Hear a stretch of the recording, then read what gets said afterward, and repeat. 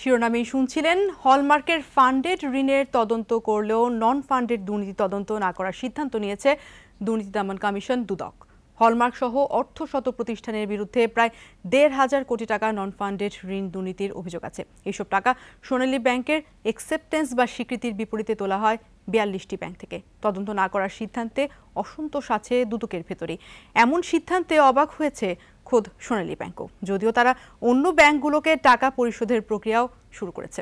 আলমগীর স্বপনের অনুসন্ধানী রিপোর্টে দেখুন বিস্তারিত।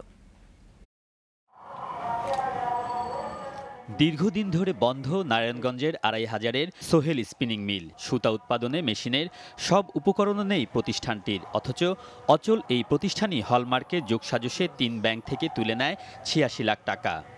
পরে বন্ধ রাখছে। এরকম ২১ প্রতিষ্ঠানের পাশাপাশি ভুয়া, অস্তিত্বহীন আরও ৩৭ প্রতিষ্ঠানের মাধ্যমে আত্মসাৎ করা হয় প্রায় ১৫০০ কোটি টাকা।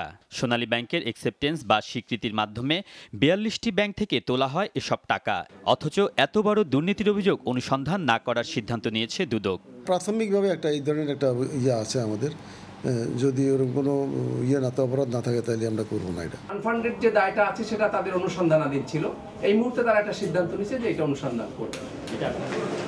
জালিয়াতির মাধ্যমে সোনালী ব্যাংক থেকে মোট ৩৬০০ কোটি টাকা আত্মসাৎ করে হলমার্ক সহ ৬টি প্রতিষ্ঠান। এর মধ্যে মামলা চলছে ফান্ডেড ১৯৪১ কোটি টাকা আত্মসাতের, কিন্তু নন ফান্ডেড ১৫০০ কোটি টাকার অভিযোগ কেন তদন্ত হবে না? খোদ দুদক কমিশনারেরই প্রশ্ন আছে বিষয়টি নিয়ে। এটা কমিশনের সিদ্ধান্তের বিষয়। কমিশনের অন্যান্য যারা চেয়ারম্যান কমিশনার আছেন তাদেরকে এই বিষয়ে আপনারা জিজ্ঞেস করতে পারেন। তিনি মনে করেন, এই অভিযোগ অনুসন্ধান করলে জড়িতদের শাস্তির পাশাপাশি টাকা উদ্ধার সহজ হবে, ভুয়া সরবরাহপত্রের মাধ্যমে জালিয়াতিও কমে আসবে।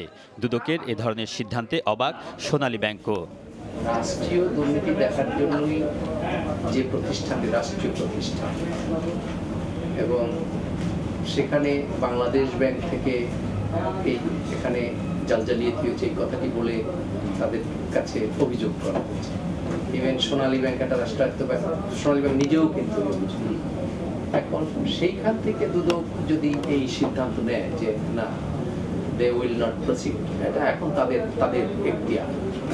দুদকের সিদ্ধান্তের পর ১৯ সদস্যের কমিটি করেছে সোনালী ব্যাংক। চলছে স্বীকৃতি দেয়া ব্যাংকগুলোকে ১৫০০ কোটি টাকা পরিশোধ করার প্রক্রিয়াও।